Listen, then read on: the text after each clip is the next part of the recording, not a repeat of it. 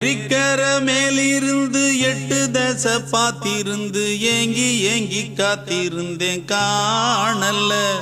மணி 7 8 ஆன பின்னும் ஊரடங்கி போன பின்னும் சோறு தண்ணி வேணும் இன்னு தோணல்ல.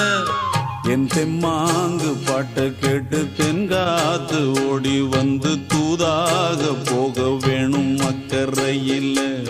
நான் உண்டான ஆசைகளை சொல்லாம பூட்டி வச்சு உள்ளார வாடுறேனே இக்கரையில.